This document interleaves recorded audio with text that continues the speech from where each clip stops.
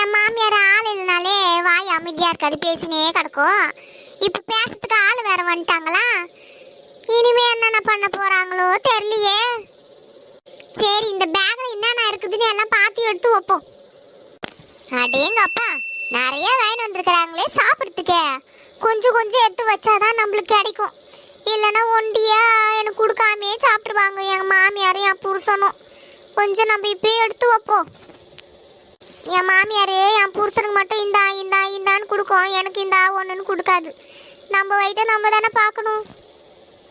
நம்ம எப்பவுமே ஃபாலோ பண்றது ஒன்னே ஒண்ணுதான், பந்திக்கு முந்தே படைக்கு பிந்தையே.